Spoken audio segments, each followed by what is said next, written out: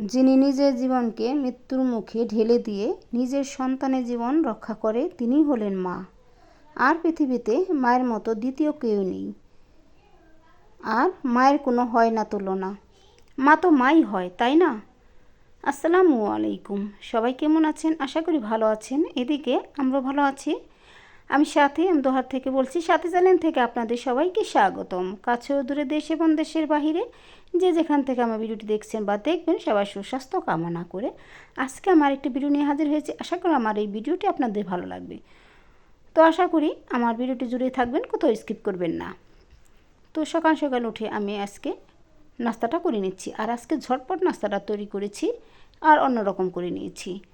প্রথমে আমি ডোটা বেলে তারপর আমি গুঁড়ো দুধটা দিয়েছি, তার উপরে আবার হালকা করে চিনি দিয়েছি। আর এখন ঝটপট করে পরোটা নাস্তাটা করছি। দেখতে পাচ্ছেন, একটু তেল দিয়ে দিলাম। আপনারা চাইলে এখানে ঘি দিয়ে এই পরোটাটা বানাতে পারেন।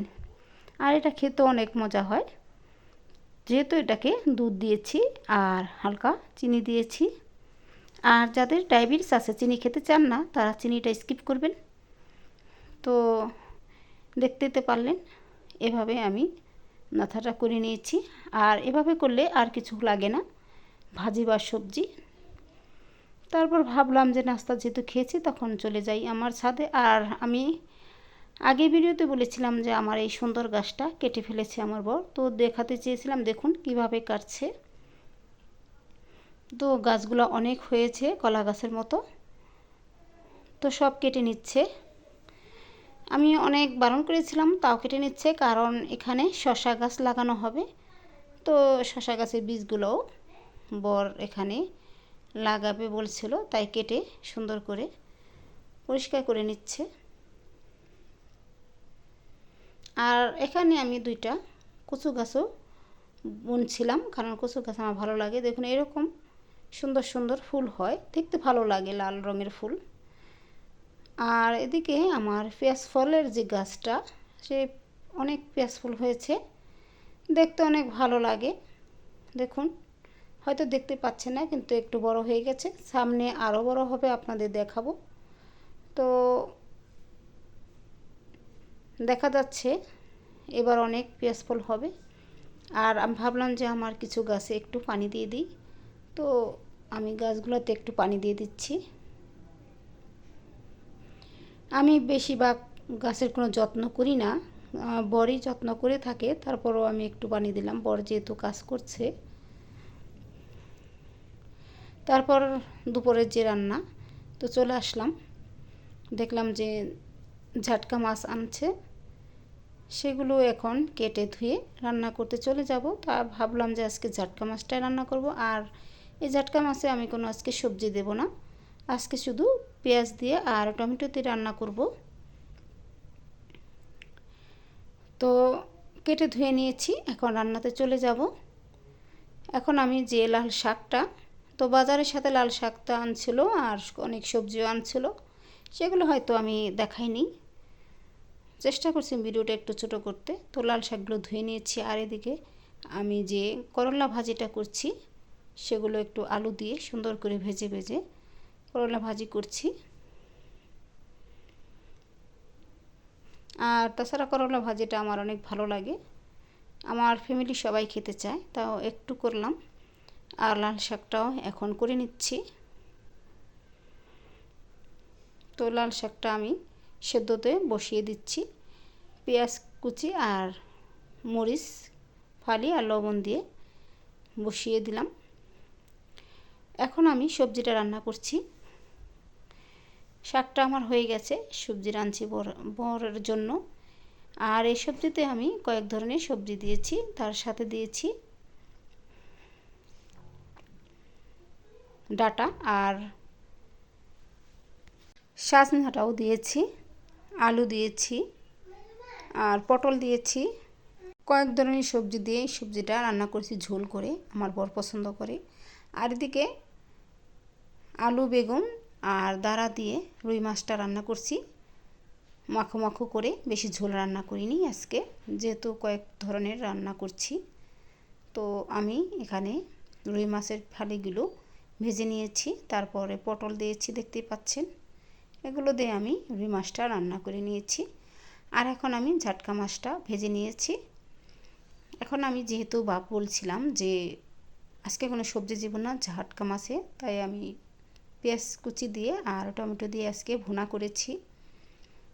তো এখন মাছগুলো দিয়ে দিলাম। এখন ভালো করে একটু কষিয়ে রান্না করে নিলেই হয়ে যাবে। দেখুন কত সুন্দর তরকারিটা হয়েছে। আর আমি বেশিরভাগ তরকারি শুকনো রাখি না, একটু ঝোল হয়, তাহলে সবাই খেতে পারে। তো আমি অনেক ধরনের রান্না করে নিলাম, কি বলবো। একটু ভাজা জিরে গুঁড়ো দিয়ে দিলাম।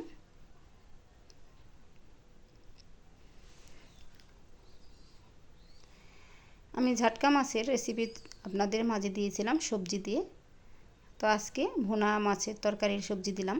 আর আমার সব ধরনের রান্না হয়ে গেছে, তো ফাইনাল লুকটা দেখিয়ে দিচ্ছি। দেখুন এখানে আমি করলা ভাজিটা করে নিয়েছি আলু দিয়ে, আর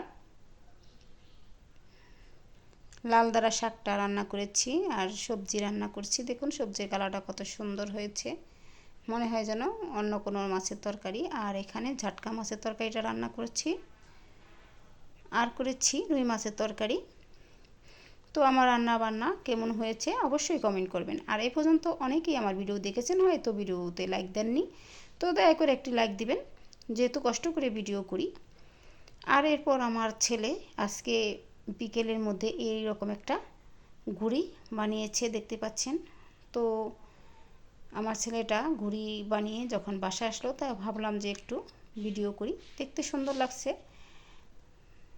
পলি কাগজ দিয়ে বানিয়েছে, আর দেখতে খুবই ভালো লাগছিল। বিকেল ভোরেই সে উড়ে আসছে বাতাসে। তারপর ভাবলাম যে আমার ছেলেকে একটু আনারসটা কেটে একটু মাখিয়ে দিই, একটু মরিচ আর কাসুন্দি দিয়েই আনারসটা মাখিয়ে দিয়েছি। তো আমি ভাবলাম যে আমি 2 টুকরা খেয়ে তারপর আমার ছেলেকে দেব।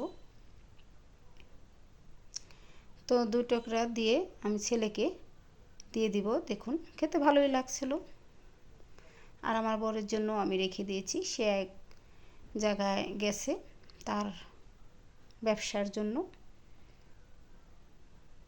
দেখুন ছেলে খাচ্ছে, বলছে যে আম্মু ভালোই লাগছে। যেহেতু রোদে থেকে আসলো, বিকেল ভরা রোদ ছিল, তাই ছেলেকে হাত পা ধুইয়ে খেতে দিলাম, বলছে ভালোই লাগছে। আর এদিকে যে বলছিলাম যে আমার বাসার যে বিড়ালটা, সে 4টি ছানা দিয়েছে, এটাই হলো আমার বাসার বিড়াল। তো বিড়ালটা কিউট, খুব সুন্দর দেখতে, মিনি নাম রেখেছি। আর এই মিনির 4টি ছানা দেখুন, মিনির মতোই সুন্দর হয়েছে মাশাআল্লাহ। তো সবাই মাশাআল্লাহই বলবেন। তো কেমন হয়েছে আমার ভিডিওটা, নিশ্চয়ই আজকে ভিডিওটা ভালো হয়েছে, তার জন্য একটি লাইক তো পেতেই পারি। তো লাইক কমেন্ট সাবস্ক্রাইব করবেন, ভিডিওটি দেখবেন। সবাই সুস্থ থাকবেন, ভালো থাকবেন। খুদা হাফেজ।